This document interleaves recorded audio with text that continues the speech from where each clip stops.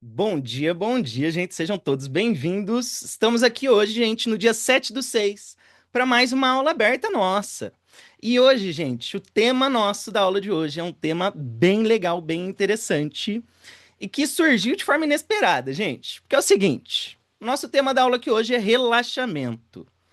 Só que essa aula ela surgiu por motivos interessantes, porque eu estava estudando e aí eu me toquei que essas induções de relaxamento progressivo que a gente tem costume de fazer na hipnose, gente, é algo novo. Não tem um século, basicamente, esse tipo de induções de relaxamento que a gente faz. E aí eu comecei a refletir sobre como que historicamente os grandes nomes da hipnose estavam usando o relaxamento ou como que o relaxamento estava dentro da forma dessas pessoas fazerem hipnose. E aí eu comecei a refletir sobre isso e eu percebi, gente, que só de refletir eu já estava aprendendo muito. Então eu decidi trazer para vocês isso daqui, que eu tenho certeza que vocês vão sair sabendo muito mais sobre hipnose, nem só sobre relaxamento por si só, né? Então vamos lá, gente. Vamos começar aqui entender isso historicamente. Vamos antes da hipnose começar. A primeira pessoa, gente, que relacionou relaxamento com hipnose de alguma forma, não era nem hipnose, era um cara chamado Marquês de Pissegui. O Marquês de Pissegui, gente, ele era um magnetista, um mesmerista. Ele fazia fascinação. Nem existia o nome hipnose ainda. E para quem não conhece mesmerismo, gente, mesmerismo é uma prática que envolve estimular a pessoa, né? Então, o processo de mesmerismo, o Mesmer, por exemplo, como que ele fazia com as pessoas? Ele botava elas dentro de uma banheira, ele usava alguns bastões, ele fazia barulhos. E aí o processo dele, como objetivo final, iria gerar uma grande catarse, iria gerar convulsões, gritos, choros, tremores e até desmaios. O processo mesmérico não é um processo bonito de se ver, né? Não é nada bonito. O que a gente quer é chegar no final e gerar essa catarse da pessoa ali. Só que, bom, gente, o Pissegui, ele era aluno direto do Mesmer, ele estudou com o Mesmer. E aí, um dia, ele estava ali fascinando um camponês chamado Victor Race. E, como sempre, o processo de fascinação envolve uma estimulação. Só que aí, ele foi lá, fascinou o Victor Race. O que que aconteceu, gente? Victor Ace, ele acessou um estado de relaxamento. Um estado de relaxamento profundo. Porém, por mais que ele tivesse nesse estado de relaxamento e parecesse que estava dormindo, ele estava altamente responsivo a partir das sugestões. E essa foi a primeira vez histórica que a gente viu alguma relação com a hipnose, que não era nem hipnose, com essa ideia de relaxamento. Bom, seguiu, olhou esse fenômeno que aconteceu com o Victor Ace, porque ele não teve a catarse, ele não começou a gritar e ter convulsão, ele relaxou. E aí ele olhou para esse relaxamento, ele percebeu que parecia muito um sono. E ele chamou esse estado que o Victor Ace acessou de sonambulismo provocado. Essa, gente, foi a primeira vez na história que a gente tem essa ideia de sonambulismo sendo associado com o transe ou com a hipnose, né? Bom, passou poucos anos mesmo, chega um cara chamado James Braid. James Braid era médico, fisiologista, cirurgião, e eu espero que vocês saibam quem que é o James Braid, né? James Braid é o cara que cunhou o termo hipnotismo, né? E aí, gente, apesar da maioria dos hipnólogos conhecerem o James Braid, poucos sabem como o James Braid fazia hipnose, né? James Braid, gente, ele de início ele chamou o processo de transe de sono nervoso. Porque para o James Braid, esse estado ele seria muito similar com o estado de sono. Por mais que a pessoa não estivesse dormindo de fato, por questões fisiológicas, seria muito similar. E aí, gente, o James Braid, ele criou a hipnose a partir do mesmerismo. Vamos lembrar disso. Hipnose surgiu do mesmerismo. Só que o James Braid, ele pegou algumas práticas do mesmerismo para trazer para a hipnose. Principalmente qual, gente? A fixação do olhar, né?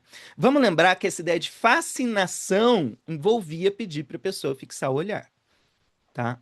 Então, basicamente, ao hipnotizar as pessoas, o James Braid, o que que ele fazia, gente? Ele fixava um objeto brilhante em frente à pessoa, Geralmente era uma lanceta e ele colocava uns 25, 30 centímetros ali na frente do olho da pessoa, só que um pouco acima do campo de visão, né, para dar o cansaço do globo ocular. Só que aí, gente, ele pedia para a pessoa ficar se esforçando em estar focada nesse objeto brilhante. A pessoa deveria ativamente se esforçar para estar concentrada naquilo, gerando um processo de esforço ocular de atenção contínua, esforçada. Isso aqui é importante, gente. Para o James Braid, gente, a concentração intensa, o cansaço do globo ocular e a monotonia da atenção produziria esse estado especial do sistema nervoso. Só que, enquanto essa pessoa estava ali com o olhar fixo, gente, o James Braid ele dava algumas sugestões para essas pessoas. E que tipo de sugestões que o James Braid estava dando para essas pessoas, gente? O James Braid, ele dava sugestões diferentes do que a gente dá. Hoje a gente dá sugestões de relaxamento do tipo assim, você relaxa ainda mais. Seu corpo vai desligando, você vai relaxando 2 vezes mais. E por aí vai. Você vai mais fundo no transe. E o James Braid, ele não sugeria assim. O James Braid, gente, quando ele dava sugestões, as sugestões deles estavam associadas com o quê? Com o sono. Com o sono. Ele não sugeria relaxamento. Ele sugeria assim, e você sente uma grande sonolência. E os seus olhos querem se fechar. E suas pálpebras estão ficando pesadas e você quer dormir. Não existia sugestão de relaxamento na hipnose de James Braid. Gente, ele sugeria sono, que é um pouco diferente, né? Então ele pedia para a pessoa fixar o olhar, ele ficava dando essas sugestões, ele estimulava a pessoa a estar super concentrada, e aí ele dando essas sugestões. Depois que ele via que a pessoa já estava em um nível de dissociação, já estava com aquele olhinho de peixe morto, o que ele fazia, gente? Ele gerava fenômenos hipnóticos, tá? Então ele aprofundava o estado de hipnose com fenômenos hipnóticos, catalepsia, analgesia, rigidez muscular, amnésia, alterações perceptivas em geral, né? Só que o tempo foi passando e ele percebeu que a sugestão, gente, era mais importante do que a fixação do olhar. De início, ele achava que a fixação do olhar era o mais importante, né? Ele tinha aquela ideia de que o cansaço do nervo óptico produziria transe e por aí vai. Só que muita gente acaba relacionando e acreditando que o relaxamento, gente, sempre fez parte da hipnose. Isso é uma mentira, né? Isso é uma mentira. Vamos olhar um pouco mais esse processo do próprio James Braid. Gente, o James Braid, ele não ficava relaxando o outro. Na verdade, o processo dele era o oposto, galera. O processo dele era o oposto. O processo do James Braid envolvia fazer a pessoa ficar mais ativa do que o normal. Ele pedia para a pessoa ficar em um estado ativo, em um estado atencional, altamente focado e tenso no começo. E tenso no começo. Então a pessoa entrava nesse estado de alta atenção, fixava o olhar e de tão estimulada que ela estaria, aconteceria uma fadiga do corpo, inicialmente um cansaço do globo ocular. E a partir do momento que essa fadiga aconteceu, gente, aí a pessoa relaxaria. Só que por que a pessoa fadigou? Porque ela ficou tensa. Se você ficar esticando seu braço ou forçando seu braço por muito tempo, depois ele vai relaxar.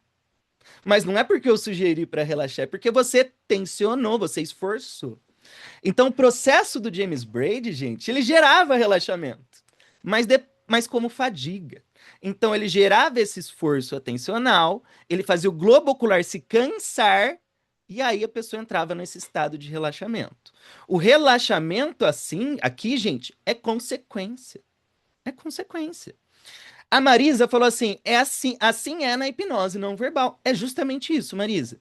Gente, é, eu vou resumir o que a Marisa está falando aqui. Eu acredito que quando ela fala não verbal, ela está falando principalmente de mesmerismo. A gente pode citar as várias não verbais. Hipnose veio do mesmerismo, gente. Veio do mesmerismo. E não é um processo inicialmente de relaxamento. Mesmerismo, na prática, é gerar tensão. Hipnose não verbal é gerar tensão, estimular o sistema simpático para aí a pessoa ter o desmaio, para aí a pessoa cair. Então é o oposto daquela ideia de relaxe, desliga o corpo e por aí vai, né? Então o processo do James Braid, gente, ele era um processo em que ele ativava um estado de foco, de ativação, de tensão, e depois que a pessoa cansava, fadigava, o relaxamento acontecia como consequência. Então, no modelo do James Braid, que é o cara que cunhou o termo hipnotismo, o relaxamento não importava. Não dessa forma que a gente fala hoje. Aqui o relaxamento que acontecia era um efeito secundário. É uma consequência do foco e da fadiga, né? Bom, então, peraí. Ah, muito bom. Eu fiz esse curso com o Gogo também. Fiz mais que uma vez. Vale a pena aprender hipnose não verbal, realmente. Tá. Então, gente, pensa. Você fixa o seu olhar em ponto alto, você fica ativamente concentrado, chega uma hora que sua pálpebra e seus olhos vão se cansar, né? Então, depois que eu estimulava, tinha essa atividade voluntária de atenção, aí eu gerava um estado de passividade física, né? Então, o relaxamento viria naturalmente após um foco intenso. Após um foco intenso. O que eu quero dizer aqui, gente? Aqui não sou eu relaxando para fazer a pessoa entrar em transe. É o oposto. Aqui é o oposto. O James Braid, gente, ele até escreveu sobre o relaxamento. A gente vê escritas dele falando sobre isso. Ele fala que quando a pessoa acessava o transe, ela tinha uma diminuição no tônus muscular, uma passividade nervosa, um repouso do sistema motor e uma redução do sistema voluntário. Mas James Braid não sugeria relaxe os seus pés, relaxe suas pernas. Ele não faria isso, tá? Então, teoricamente, o modelo de James Braid é muito diferente desse modelo de relaxamento progressivo que muitas vezes a gente faz hoje, né? Ele gerava tensão, gerava tensão, vinha a fadiga, relaxamento acontecia, né? Então, basicamente, é o oposto desse relaxamento gradual que a gente está acostumando. Bom, James Braid, gente, ele tem muitos relatos de que as pessoas entravam em transe sem relaxar profundamente. Vamos lembrar que James Braid veio daquela linha mesmérica, né? Para ele, as pessoas até poderiam manter uma catalepsia muscular intensa durante o processo, né?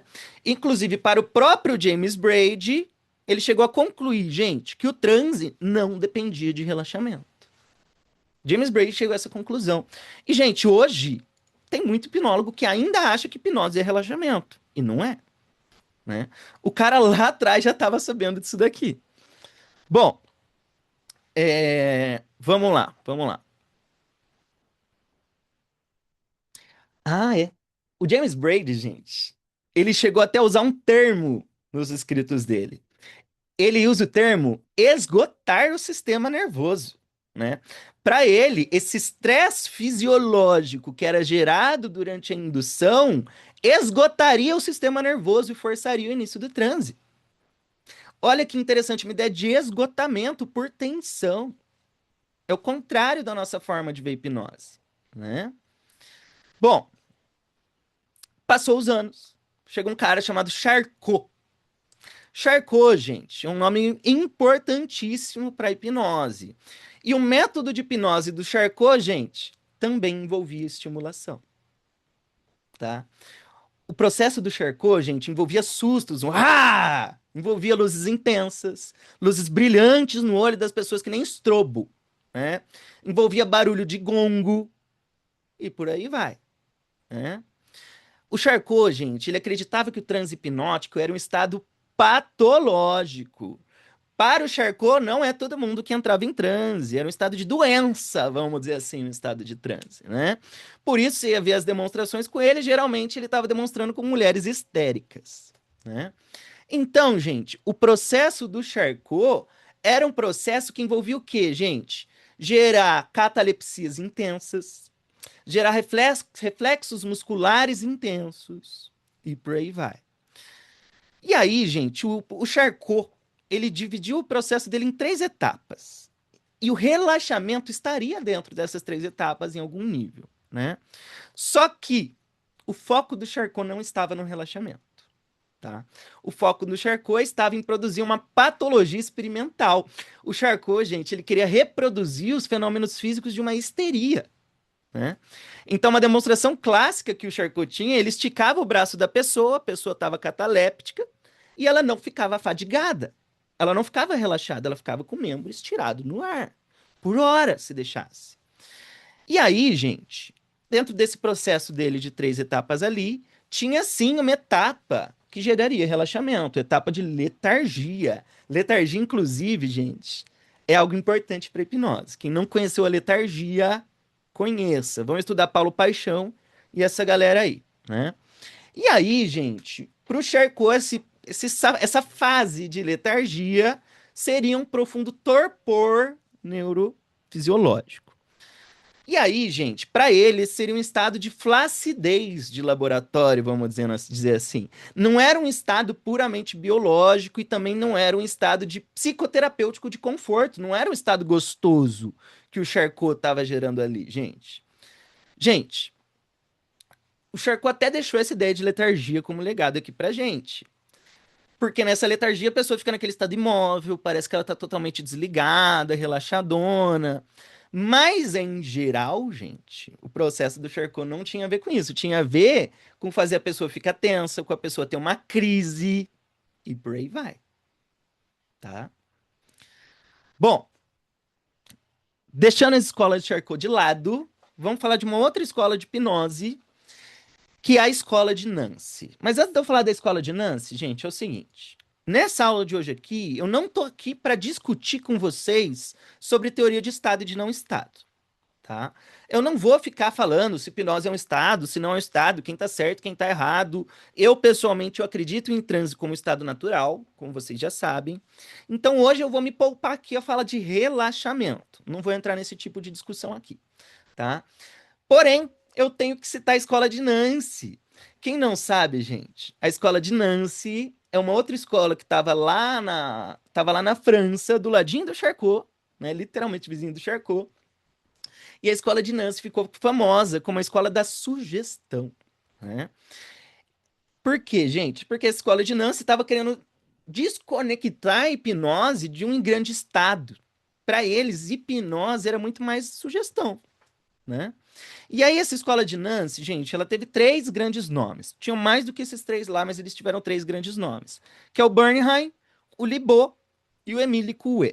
Então, vamos lá. Para essa galera de Nancy, gente, existia um estado, tá?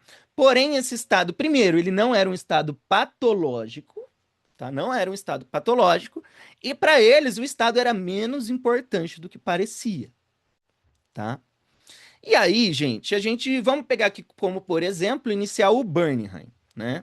Para quem não sabe, gente, o Bernheim foi um dos professores de hipnose do Freud. O Freud chegou a traduzir livro de hipnose do Bernheim, né? Exatamente, Ju. A Ju falou que a escola de Nancy influenciou os primeiros trabalhos do Freud. Sim.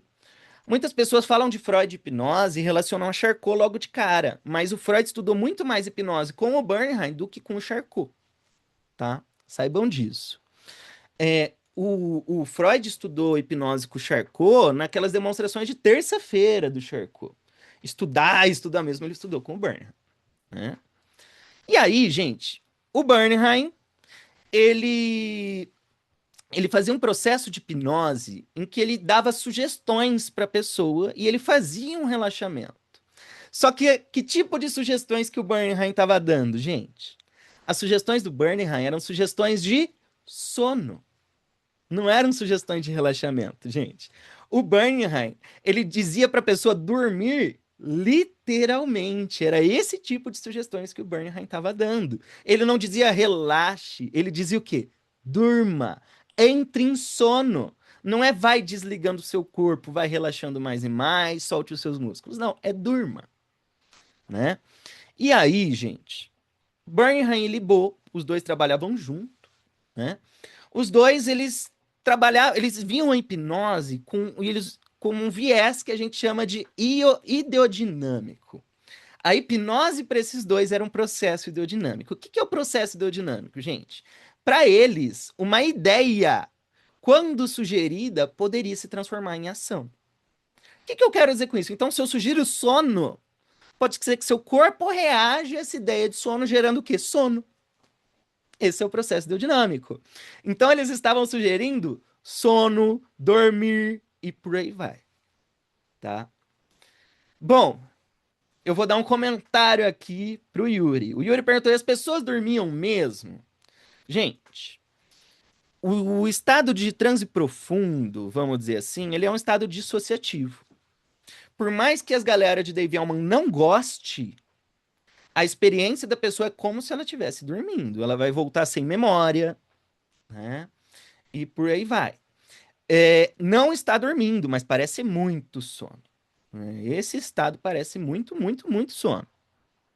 Bom, porém, esses dois, eles acreditavam que era um estado similar ao estado de sono, mas não era um sono. Eles sabiam disso, né? Então eles estavam dando sugestões que se relacionassem a essa ideia de dormir ou de sono. E o processo desses dois, gente, era um processo simples, bem repetitivo e direto. Então eles começavam ali com o pré-talk. O pré-talk deles esclarecia pouquíssimos pontos, né? Quais pontos vinham no pré-talk do Bernheim e do Libot? Primeiro, não há perigo nenhum. Segundo, não há uma força magnética, um fluido magnético. Eles falavam isso porque o mesmerismo ainda estava em alta. E terceiro, eles diziam que o processo é natural, semelhante ao ato de pegar no sono à noite, né? Ah, e tinha o último, você não perde o controle de si mesmo. Então eles faziam esse pré-talk, eles pediam para a pessoa se sentar, e aí eles colocavam a mão na frente do rosto dessa pessoa. Eles fixavam a mão na frente, pedia para a pessoa fixar o olhar num ponto da mão dessa pessoa, e aí eles começavam a dar sugestão de sono. Só que, gente, o que que eles estavam fazendo aqui também? Fixação do olhar, cansaço do globo ocular. Assim como James Braid estava fazendo, assim como os mesmeristas faziam. Então perceba que eu já citei aqui duas pessoas da história da hipnose, duas abordagens, visões diferentes de hipnose, e as duas envolviam o que na hora de hipnotizar? Fixação do olhar. Fixação do olhar, cansaço do globo ocular. E aí, gente, a partir dessa fixação do olhar, ele começava a dar essa série de sugestões verbais de uma forma muito monótona, né? Era como se eles estivessem, gente, descrevendo sintomas físicos do sono. Então, eles iam descrevendo como é alguém estar com sono, estar dormindo, e os sintomas físicos de estar dormindo. Por quê? Porque pelo processo ideodinâmico, a pessoa entraria em sono também, né? Então, que tipo de sugestões o Bernheim e o Libot estavam dando para as pessoas, gente? Eles davam sugestões assim, eles diziam basicamente assim: suas pálpebras estão ficando pesadas, seus olhos estão piscando devagar, sua visão está ficando embaçada, e você vai ficando com sono, e você quer dormir cada vez mais, dormir profundamente. E você está dormindo, seu corpo está relaxado. E você ouve a minha voz e você vai acordar se sentindo melhor. Gente, era esse tipo de sugestão que eles davam. Perceba que eles estão dando sugestões que envolvam coisas que se relacionam com estar dormindo. Tinha até relaxamento ali, mas eles não ficavam assim: relaxe, desliga o corpo, a tensão vai embora, solta os músculos. Eles não faziam isso, porque o objetivo deles com relaxar era gerar esse estado parecido com o quê? Com sono. Com sono, né? O objetivo não era relaxar o sujeito, tá? Eles não tinham como objetivo relaxar. Seguindo, gente. É, tanto Bernheim quanto Libot, eles não se importavam muito com o nível de transe, tá? Para esses dois, o que importava, gente, era sugestionabilidade. O que que isso quer dizer, gente? A reação a partir das sugestões, tá? O Bernheim e o Libot, gente, eles criaram uma escala de sugestionabilidade. Olha que loucura, lá no passado os caras já estavam criando uma escala. Essa escala deles tinha 9 graus, e aí lá no fim tinha até amnésia pós-hipnótica, alucinação e por aí vai. Só que eles notaram, gente, que as pessoas responderiam à sugestão mesmo em estado de vigília. Isso aí a galera já sabia séculos atrás, gente, muito tempo. E hoje tem hipnólogo que ainda acha que precisa de transe para o processo hipnótico acontecer, né? Bom, tinha um outro cara dentro da escola de Nancy, que é o Emile Coué, e o Emile Coué, ele destoou um pouco dos outros membros da escola de Nancy. Essa galera da escola de Nancy, gente, eles eram a galera da escola da sugestão. Porém, eles ainda estavam usando essas sugestões de sono, de dormir, tinha indução hipnótica e por aí vai. O Coué, não tanto assim, gente. O Coelho levou essa ideia de sugestão muito mais a sério do que o Burnham e o Libo tinham levado, né? O Coué, gente, ele fazia hipnose sem transe profundo, muitas vezes até sem transe, usando só a sugestão, galera. Inclusive, gente, o Coué, ele cunhou o termo psicoterapia. E ele passou a usar o que a gente chama de sugestão no estado de vigília, que envolvia o quê? A pessoa ficar se dando sugestões diretas. Ou ele dar sugestões diretas, ou a pessoa ficar se dando autossugestões, né? Então aqui a gente tem ali um processo hipnótico sem indução, gente. Sem indução, sem relaxamento acontecendo, né? Bom, eu falei para vocês que eu não ia ficar entrando aqui dentro dessa discussão se existe ou não o transe, mas eu achei legal trazer aqui toda essa visão da escola de Nancy, né? Bom, deixa eu só ver se eu esqueci de alguma coisa, gente. Tá. Outra coisa que é importante falar para vocês. Todos os exemplos que eu trouxe até agora, depois que eles faziam essa indução e davam esse tipo de sugestão, como eu disse para vocês, eles faziam uma coisa para aprofundar o transe logo em seguida. O que que eles faziam? Fenômeno hipnótico. Tá? James Braid, Libo, Burnham, eles terminavam de hipnotizar, o que que eles faziam? Fenômeno hipnótico, amnésia, catalepsia, movimento ideomotor e por aí vai. Por que que eu tô falando isso, gente? Porque é o seguinte, a maioria dos hipnólogos hoje não usa hipnose de verdade na prática clínica. Não está usando os fenômenos hipnóticos, né? Muitos hipnólogos estão muito presos a essa ideia de profundidade de transe, sendo que tanto faz a profundidade de transe. O que importa é a pessoa estar respondendo. E o que mostra que alguém está respondendo? Fenômeno hipnótico, gente. Porque fenômeno hipnótico eu não decido. Eu não decido ter uma amnésia, eu não decido ter uma alucinação. Então, quando eu faço uma indução, eu te dou uma sugestão que envolve uma resposta involuntária, isso te hipnotiza, isso te convence de que você está hipnotizado. Tá? Existem modelos de hipnose que quase não usam fenômenos hipnóticos. E isso, ao meu ver, é um problema, porque tem pouca hipnose acontecendo ali. Né? E hipnose envolve impressionar a consciência da pessoa. Então, fazer a pessoa ter a sensação de estar hipnotizada é importante. Né? É importante. Bom, vamos voltar de onde a gente estava lá, gente. Vamos voltar um pouquinho. Deixa eu só ver o que vocês mandaram no chat. O Paulo Amaral falou no chat o seguinte: imagina se o Coé tivesse atuando hoje em dia. Podia correr o risco de, por ser um farmacêutico, não poder usar o termo psicoterapia. Se não me engano, ele era aqueles caras que. Como que era? Não era nem farmacêutico o nome do trabalho dele. Ele era, tipo, boticário, né? Ele era desses caras que meio que viajava. Uma parada assim, eu posso estar errado, né? Bom, vamos voltar. Tem um outro cara importante para nossa história da hipnose, gente. Que é quem? O Ivan Pavlov. O Pavlov, gente. Muitos hipnólogos conhecem o Pavlov como o cara do condicionamento, né? O cara que fez os cachorros lá salivarem.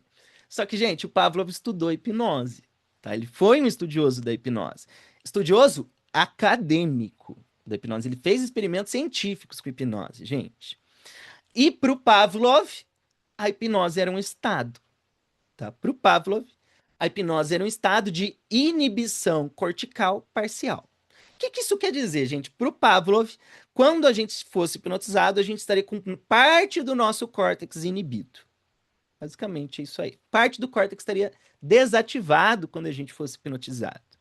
E aí, para ele, para o Pavlov, seria algo muito semelhante ao sono fisiológico, ao dormir mesmo, né? Na visão do Pavlov, gente, quando a pessoa entrava em transe, certas partes do cérebro da pessoa se desligavam, restando apenas focos isolados de atividade.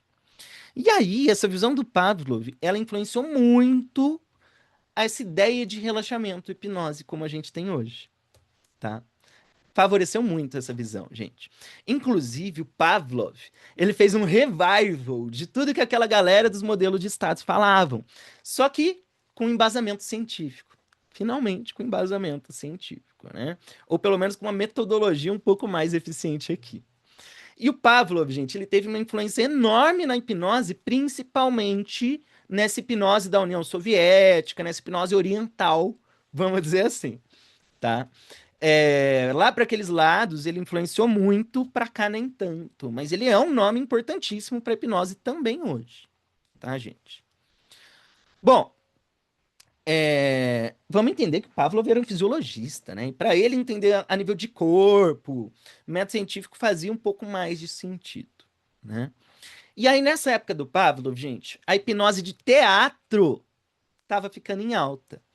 E eu tô chamando aqui hipnose de teatro diferente da nossa hipnose de palco, tá? Porque essa hipnose de teatro, que é a hipnose de palco da época, ela ainda tinha aquela visão meio mística, né? Colocava ainda aquelas músicas de fundo com tom místico, parecia muito teatro mesmo, né? Essas coisaradas desse tipo assim. E aí, essa visão teatral da hipnose, que ficou muito famosa na época, né? Ela favoreceu essa visão de relaxamento, gente. Porque a pessoa estava lá de olhos apagados, o cara dizia durma, né? Durma. Então quem ouvia parecia que estava fazendo a pessoa dormir de verdade, era tudo muito dramático, visualmente impactante. E como estavam falando durma, isso se espalhou, né? Isso se espalhou ali para pro meio comum, para a galera de fora da hipnose. Que aí a gente tem dois nomes importantes dessa hipnose de teatro que foi importante para o relaxamento. Eu vou citar um mais depois, né? Que é o Donato e o Armand McGill. Eu vou falar do McGill daqui a pouquinho. O McGill, gente, ele foi um dos caras que sistematizou as técnicas de relaxamento progressivo como a gente tem hoje, né? Só que antes do Armand, tem alguns fatos históricos interessantes para a gente discutir, né? Perceba, gente, que essa hipnose dessas épocas que eu estou citando, elas eram processos que envolviam basicamente o quê? Técnicas de respiração, fixação do olhar e sugestões de sono. E, gente, aqui eu já estou entrando no século XX. Aqui a gente já está em 1900 e tanto já, tá? Então perceba que até o começo do século XX, hipnose não estava relacionado com o relaxamento, como a gente tem costume de falar. Até aqui, hipnose estava relacionada à fixação do olhar e sono, tá? Bom, tinha relaxamento, mas aqui o relaxamento era uma consequência, não era o foco, né? E aí, agora a gente vai para uma parte importante dessa aula, gente. A gente vai para 1929, surge um cara importante para psicologia. Quem que é o nome desse cara, gente? Um cara acadêmico chamado Edmund Jacobson. Jacobson, quem estudou psicologia conhece esse cara. O Jacobson, gente, ele era um estudioso da terapia comportamental. E ele estava fazendo estudo com um equipamento que a gente chama de eletromiógrafo, gente. O que é o eletromiógrafo? É um equipamento que ele mede a resposta muscular, tá? E aí, o Jacobson, ele não foi um grande hipnólogo, apesar dele ter estudado hipnose. E ele fez experimentos com a hipnose. Ele hipnotizava e ele media a resposta muscular, a tensão muscular que a pessoa estava tendo ao ser hipnotizada. E o que que ele notou, gente? Ele notou que pessoas em relaxamento profundo, pessoas completamente imóveis e relaxadas, ainda teriam resposta muscular residual. As pessoas, mesmo no transe profundo, teriam microtensões e atividades elétricas, mesmo relaxadas, né? Ele estava vendo atividade elétrica no equipamento. E aí, ele verbalizou que a hipnose criava uma ilusão de relaxamento. Eu entendo por que ele falou isso, né? Por que ele falou isso, gente? Porque o Jacobson, ele estava na terapia comportamental, ele queria criar o próprio método, gente. Ele queria criar o próprio método, ele queria algo que fosse sistemático para trazer para a ciência, né? Então, ele estava criando um protocolo que virou dele, que fosse replicável. Que fosse replicável. A hipnose não é tão replicável assim. A gente não conta a resposta à hipnose como a gente conta a resposta a relaxamento progressivo, tá? Então, gente, o processo do Jacobson, Ele envolveria gerar um relaxamento progressivo por meio de tensão. Por meio de tensão, né? Então, você tensionava os grupos musculares, se concentrava na tensão e depois soltava a tensão e se concentrava na ausência de tensão. Porque, segundo Jacobson, relaxamento, gente, não é algo que se faz.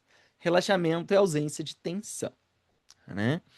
E aí, gente, diferente dos experimentos que ele fez com a hipnose, segundo ele mesmo, o método dele do relaxamento progressivo de Jacobson eliminaria essa tensão muscular residual de uma forma que é mensurável. Ou seja, com equipamentos, ele mostrou que essa técnica de relaxamento dele gerava um relaxamento um pouco melhor do que esse relaxamento que estava sendo gerado com as técnicas de hipnose até aquela época, né? Tem um pouco de propaganda aqui, vou ser bem sincero. Mas, gente, o método do relaxamento dele é muito, muito bom, tá? O método do relaxamento de Jacobson, gente, ele acabou ficando muito famoso décadas depois. E ele quis fugir da hipnose de fato, né? Só que, por mais que ele não quisesse, o relaxamento de Jacobson se fundiu com a hipnose e até hoje a gente usa ele como indução, tá? Para você, é eletromiógrafo. Se não me engano, é esse o nome do equipamento, Yuri. Eu tenho o nome aqui, peraí, deixa eu ver para você. Que eu não conhecia esse equipamento até eu ver também. É eletromiógrafo. Voltando. Eu, gente, o meu primeiro contato de fato com uma indução hipnótica a nível pessoal foi com o relaxamento progressivo de Jacobson. Eu fui ler o livro do Fábio Puentes, né? Como que é? O livro de auto-hipnose do Fábio Puentes. E eu passei por essa indução. Realmente foi muito interessante para mim ter contato com o relaxamento progressivo de Jacobson como método de indução, né? Bom, o que importa, gente, é que nessa época do Jacobson, eles queriam ter um método científico para tudo, que fosse replicável, que fosse mensurável, que não tivesse tanta variabilidade. Então faz sentido o Jacobson não ter seguido a hipnose e ter criado um método que tinha mais essa roupagem, né? Pelo menos para aquela época fazia muito mais sentido. Bom, passou mais alguns anos, chega um outro cara importante pra gente, que é quem? O Joseph Volpe. O Volpe é o cara que criou uma técnica famosa chamada dessensibilização sistemática. O Volpe, gente, ele também era um comportamental e ele também fazia hipnose. Tá? Ele também fazia hipnose. Quando ele começou a criar dessensibilização sistemática, ele usava técnicas de hipnose para promover esse relaxamento inicialmente, né? Só que ele largou a hipnose pelo mesmo motivo do Jacobson. Tá? Pelo mesmo motivo do Jacobson. Ele queria criar replicabilidade, criar um processo que fosse dele e por aí vai. E no fim, deu certo. Deu muito certo, né?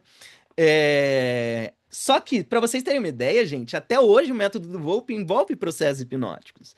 Porque depois que ele ensina a pessoa a respirar, acessar um estado de relaxamento por meio da respiração, uma técnica de relaxamento progressivo, ele faz a pessoa se expor ao problema por meio da imaginação, né? Então você vê ali as origens da hipnose ainda dentro dessa técnica, né?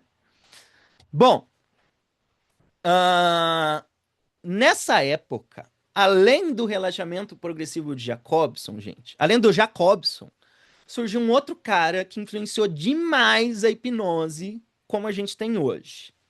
O objetivo desse cara, assim como o Volpe e assim como o Jacobson, não era influenciar tanto a hipnose assim, não. Eles queriam influenciar a terapia como um todo, a psicologia. E quem que é esse cara? É o Schultz. O Schultz, gente, ele criou um negócio chamado treinamento autógeno. Hoje em dia poucas pessoas conhecem, mas é um negócio muito legal. Eu tenho um livro ali de treinamento autógeno, inclusive. O treinamento autógeno, gente, é um método de relaxamento que tinha como objetivo final a regulação do sistema nervoso autônomo. Tá?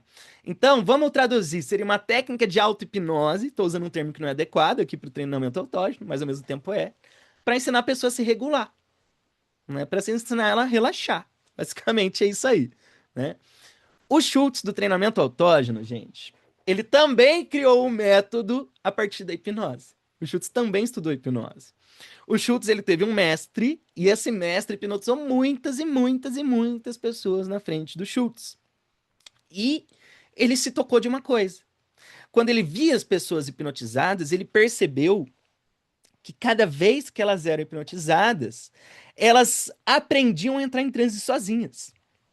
É como se ela estivesse sendo treinada para acessar o estado de transe sozinha. Então, a partir desses relatos, ele notou que ele poderia treinar as pessoas a acessar esse estado, né? Foi aí que surge o tal do treinamento autógeno, né? Só que aí, conversando com essas pessoas que relatavam que estavam conseguindo entrar sozinhas no transe, ele começou a perguntar para elas, meu, e o que que você sente quando você está nesse estado? Como que é para você nesse estado? E aí ele percebeu que meio que tinha um padrão, algo muito comum nesses relatos, que era o quê? Uma sensação de calor pelo corpo, que seria gerado por uma vasodilatação periférica, um sentimento de peso no corpo e de relaxamento. Então, peso, relaxamento, calor. Ele notou que essas três coisas estavam acontecendo juntas ali. Então, a partir desse insight, quer dizer, a partir dessas perguntas, ele teve um insight. Ele percebeu algo que foi muito importante pra gente. Porque é o seguinte, gente, olha que interessante o insight que ele teve. Se quando a pessoa entra em transe, ela relaxa e ela sente o corpo pesado, eu vou fazer o trabalho oposto. Eu vou relaxar ela para que ela entre em transe. Hoje, pra gente, isso é óbvio. Para aquela época não era. Para aquela época não era. Então, olha que interessante. Se quando a pessoa entra em transe, ela relaxa, o que que acontece se eu relaxar ela? Foi isso que ele se perguntou. Então, ele começou a relaxar a galera e percebeu que elas acessavam o transe a partir dali. Né? É óbvio pra gente isso daqui, porque hoje a gente faz hipnose muitas vezes com a ideia de relaxamento. Até aquela época não era tanto assim, tá, gente? Isso aqui eu tô falando de nem 100 anos atrás, tá? Menos que 100 anos atrás. Bom, então, para o Schultz, se a pessoa, quando entra em transe, ela relata experiências de peso, de relaxamento e de calor, o que que eu vou fazer? Eu vou sugerir peso, relaxamento e calor. Então, o processo do treinamento autógeno vai envolver o quê? Fazer a pessoa ir gerando essas sensações e sugerindo essas sensações para ela. Peso, relaxamento, calor, tá? E aí, o processo do treinamento autógeno geraria um transe autogerado, um transe vindo de dentro, né? Olha que interessante isso, gente. Então, ao invés de ser um processo de fora, a pessoa estaria gerando o próprio transe dela, né? E aí, enquanto ele ia fazendo esse processo, ele faria a pessoa ir focando no relaxamento muscular e ele iria dando as sugestões. E sua perna fica mais pesada, você vai sentindo, talvez sinta um calor na sua perna, e por aí vai, né? Bom, o treinamento autógeno, gente, ele foi importantíssimo para essa ideia de relaxamento progressivo como a gente tem hoje, tá? Importantíssimo. Aí surge um cara chamado Armand McGill. Eu já citei anteriormente com a hipnose de palco lá, né? Ele era hipnotista de palco e o McGill ele sistematizou esse relaxamento progressivo como a gente usa hoje, né? De desligando pouco a pouco o corpo e por aí vai. Só que junto com o McGill surgiu um outro cara que também ficou famoso, que é quem, gente? Surgiu o cara do método Silva de controle mental, né? O famoso método Silva. O Silva, gente, foi esse cara que trouxe para a hipnose a ideia de frequências cerebrais baixas, né? De que quando você está hipnotizado, você entra em alfa, entra em teta e por aí vai, né? Então, quando você ouve esse papo de frequência cerebral, geralmente você está citando ali o Silva, né? E aí, gente, o método do Silva era um método que envolvia o quê? Relaxamento físico com direcionamento focado da atenção. Só que o Silva também usava um cansaço do globo ocular. Tá? Usava um cansaço do globo ocular e esse relaxamento não viria por sugestões diretas, muitas vezes. Viriam por imaginação de cenas calmas, cenas da natureza e por aí vai. Né? Tá, passa alguns aninhos a mais, chega um cara importante pra gente também. Um cara chamado William Edmonston. O Edmonston, gente, ele é mais importante para essa forma que a gente tem de fazer hipnose hoje do que parece. Poucas pessoas conhecem ele, mas ele sistematizou muito desse modelo e forma que a gente faz hoje. O Edmonston, gente, ele foi o sucessor do Milton Erickson como editor do jornal americano de hipnose clínica, né? Então, Milton Erickson abandonou o jornal, faleceu ali, o Edmonston assumiu o lugar dele. E o Edmonston, gente, ele era um acadêmico, ele fazia experimento em laboratório, e ele estudava hipnose com viés científico e 100% fisiológico. Fisiológico. O que o Edmonston estava querendo, gente, era afastar a hipnose dos aspectos da psicologia social e aspectos teatrais. Tá? Por quê, gente? Nessa época do Edmonston, a psicologia social estava estudando hipnose. Tá? Existiam grandes nomes. Eu não vou ficar entrando aqui, só vou citar. Quem quiser conhecer, conhece ali o Sarbin e o Barber. São dois nomes importantíssimos para hipnose e para psicologia social. Mas o que importa é o Edmonston, ele estava querendo separar a hipnose desse tipo de prática, né? Que envolvia assumir um papel, que envolvia você ser um ator quase, né? Por mais que não fosse bem assim. Né? Mas ele estava querendo separar a hipnose disso daqui. E aí, o Edmonston, ele entendeu o seguinte. O Edmonston, ele entendeu que a hipnose e o relaxamento profundo, para ele, eram a mesma coisa. Tá? E aqui eu já estou falando, gente, de, sei lá, eu posso estar errado, 1980, por aí. O Edmonston, ele acreditava que o transe é um estado de relaxamento profundo e generalizado. Tá? O Edmonston, ele entendeu que o transe e a hipnose não era um estado alterado da consciência, nem um estado mágico. Para ele, era um estado de equilíbrio e de repouso do corpo. E aí o Edmonston, ele argumentava que a indução hipnótica, ela serviria para desativar o sistema simpático, ele chamava de sistema de alerta, e ativar o sistema de repouso e manutenção, que seria o sistema parasimpático. Então, para o Edmonston, a eficácia de uma sugestão dependeria do quão relaxado o corpo da pessoa tivesse. Tá? Então, para ele, quando o tônus muscular diminui e a respiração se estabiliza, a mente ficaria mais receptiva por questões biológicas nossas, né? E não de estado alterado. Então, para o Edmonston, gente, a hipnose era puramente um estado profundo de relaxamento generalizado, tá? Tanto que o Edmonston chamou a teoria dele de teoria de identidade, por se identificar com relaxamento, tá? Bom, o Edmonston criou o tal do estado neutro, né? No fim, é só o estado de relaxamento, ele criou um nome para esse grande estado de relaxamento, e por aí vai. O que importa, gente, é que o processo de hipnose do Edmonston era similar a essa forma que a gente faz hoje de hipnose de relaxamento progressivo, né? O Edmond, ele misturava um pouco com o relaxamento de Jacobson, e ele ia jogando atenção para grupos musculares específicos e relaxando esses grupos musculares separadamente, né? O Edmondson, ele usava um tom de voz monótono, ele falava seguindo o ritmo da respiração da pessoa, e qual que era o objetivo dele? Relaxar o corpo do outro. Relaxar o corpo do outro. Aqui sim, gente, a gente tá vendo hipnose com foco total em relaxar, tá? E aí, hoje em dia, a gente tem essa febre das meditações guiadas, a gente tem essa febre dos vídeos de dos áudios de auto-hipnose, né? E isso, gente, favorece o público comum, assim como o público de hipnose, a entender hipnose como relaxamento, né? Toda essa a forma que a hipnose teve marketing projetado favoreceu a gente entender a hipnose hoje como estado de relaxamento, né? Mesmo a gente vendo que não é, né? E aí, gente, historicamente, analisando historicamente, a gente pode tirar algumas conclusões aqui, né? Vamos tirar conclusões a partir do que a gente viu nessa aula. Gente, historicamente, o relaxamento sempre esteve relacionado com a hipnose. Porém, não como a forma que a gente associa relaxamento à hipnose hoje, tá? Historicamente, o relaxamento sempre estava lá, mas ele era uma consequência do processo e não o foco, tá? E não o foco. Segundo ponto, historicamente não se dava sugestões de relaxamento como a gente tem hoje. Antigamente não se dava esse tipo de sugestão, passou a se dar sugestões de sono, de dormir, e hoje a gente diz relaxe. Antes a gente estimulava, gerava tensão, E aí o relaxamento acontecia como fadiga, como consequência, né?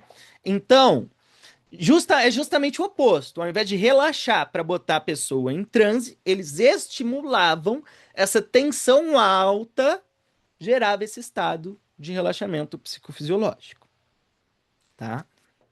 E aí, gente, essa forma de relaxamento como a gente tem hoje é algo do século passado. É novo até para hipnose, tá? Inclusive, gente, outra conclusão que a gente pode tirar é que, de fato, as induções de fixação do olhar e cansaço do globo ocular estão mais relacionados com a hipnose do que com o relaxamento, tá? Hipnose se relaciona mais historicamente com cansaço do globo ocular e fixação do olhar do que com o relaxamento, tá? Isso é importante para a gente perceber depois dessa aula, tá? Bom, gente, a fixação do olhar é um negócio muito mais antigo que a hipnose. Quem aqui já viu um mínimo de yoga, de budismo e por aí vai, vê que essa galera há milênios está fazendo meditações em que se eu fixava o olhar em uma vela que estava num ponto alto e por aí vai, né? Aí vem o James Braid usa a fixação do olhar, vem a escola de Nancy, que também usa a fixação do olhar, e por aí vai, né? E aí, a gente pode, ir terminando essa aula, trazendo a seguinte pergunta. E aí, gente, hipnose é relaxamento? Sim ou não? Também não, tá? Também não, gente. Hoje a gente sabe muito bem que todo o processo hipnótico acontece até em estado de estresse, estado de vigília, tá? A galera de Stanford, né, o André Weizenhofer e o Ernest Hilgert, eles pegaram a mesma escala de sugestionabilidade de Stanford, que tinha induções de relaxamento, e botava a galera para correr em bicicleta ergométrica, ou seja, estado de tensão. E aí, com a pessoa correndo em bicicleta, pedalando em bicicleta ergométrica, eles davam a escala de sugestionabilidade hipnótica. E o que que acontecia? A galera respondia mesmo estando tensa. Ou seja, mesmo correndo, mesmo pedalando, a pessoa tinha alucinação, anestesia, dissociação de personalidade, por aí vai. A gente sabe disso há muito tempo já, né?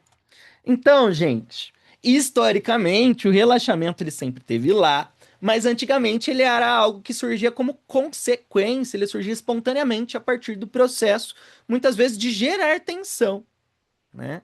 Então não era um relaxamento que promoveria o estado. Era quando o estado acontecesse, o relaxamento surgiria, né?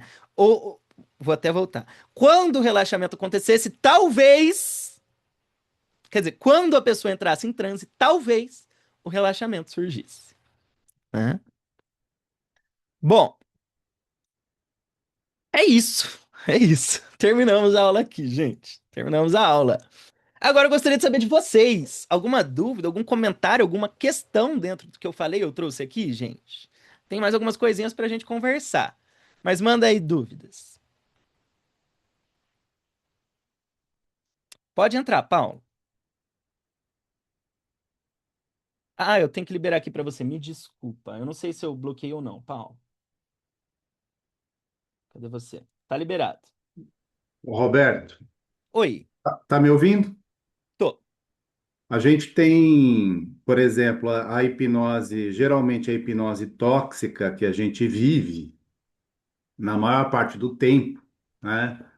É um transe também. Muitas vezes a gente está num transe que não é relaxado, Sim.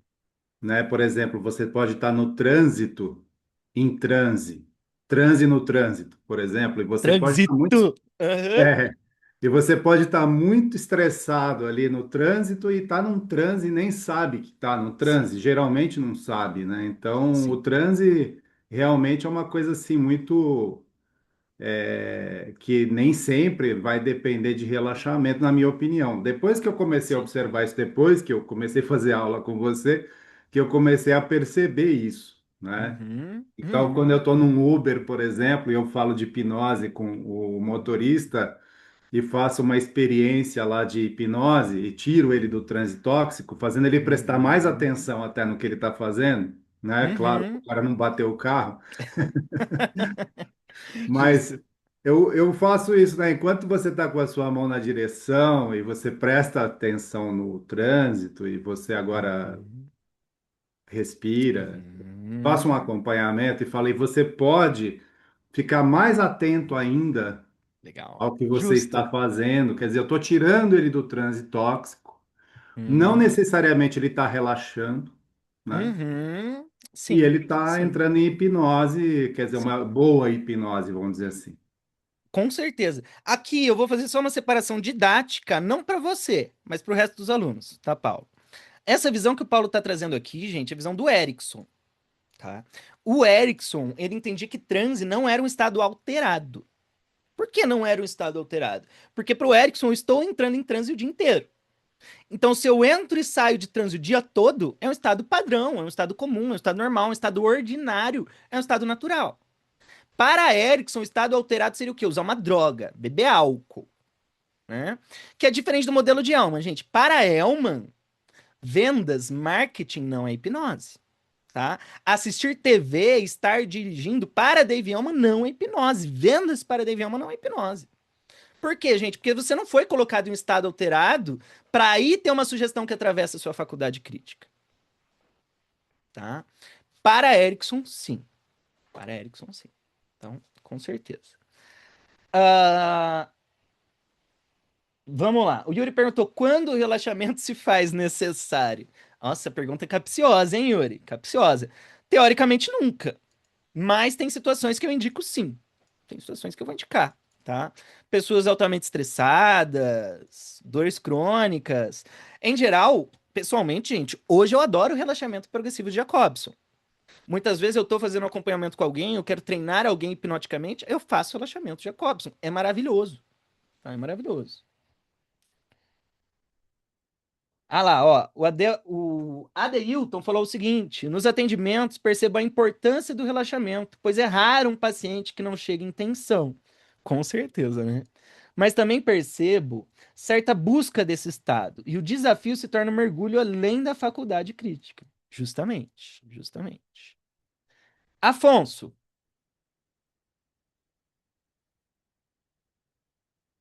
deixa eu liberar pra você, Afonso. Desculpa, gente. Peraí, Afonso. Tá liberado. Bom dia. Você tá desmutado, Afonso. Deixa eu liberar de novo pra você. Tenta aí. Você tá com problema no seu microfone, pelo visto, Afonso. Tá, galera, vamos dar um aviso paroquial aqui? Seguinte, gente. Próximo fim de semana e no outro, eu vou estar dando meu curso de hipnose clássica, tá? Esse é o meu curso nível um. Nesse curso, gente, eu vou estar passando 4 dias ensinando só a hipnotizar todos os fundamentos da hipnose. Eu sei que a maioria das pessoas que está aqui conhece, já domina a hipnose, mas o que eu vou estar ensinando nesse curso é o modelo sociocomportamental da hipnose. O que, que quer dizer, gente? Eu vou ensinar vocês a hipnotizarem sem falar de subconsciente. Eu vou ensinar vocês a hipnotizarem até de olho aberto, sem transe, sem indução hipnótica. Tá? E ainda assim sendo uma hipnose clássica.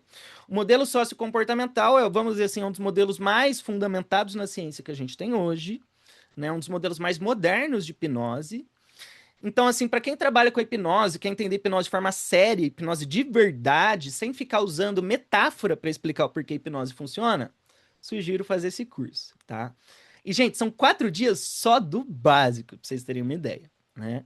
E aí, o que que eu vou ensinar no fim desse curso? Gente, vamos passar pela hipnose de entretenimento e vamos chegar até as induções clínicas, tá?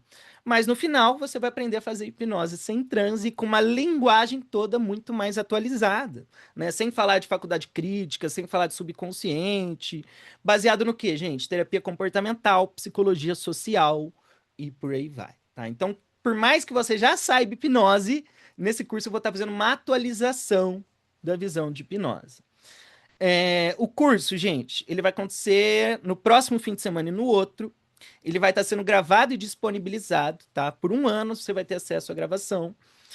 E por mais, se você não sabe nada de hipnose, você vai estar aprendendo nesse curso, né? Você vai entender toda hipnose clássica nesse curso. E se você já faz hipnose, eu vou atualizar a sua forma de ver hipnose, tá?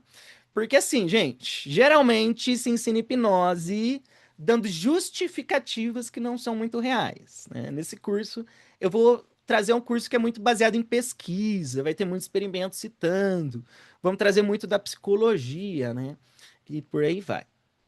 Bom, o preço tá ótimo, vale a pena fazer, gente, e ele não tem uma previsão de acontecer uma próxima vez ao vivo. Tá? Provavelmente só daqui a uns 2 anos que vai acontecer ao vivo. Então, quem quiser participar ao vivo para tirar dúvida, essa é a oportunidade, tá? Eu vou estar mandando no grupo lá o link para quem quiser participar. Inclusive, eu posso até mandar aqui. Aí, lista aí. Vai ter apostila, Inês. A apostila desse curso, inclusive, é bem grande, tá? A apostila é bem grande. Gente, alguma última dúvida, alguma última questão? Manda aí. Agora é a hora.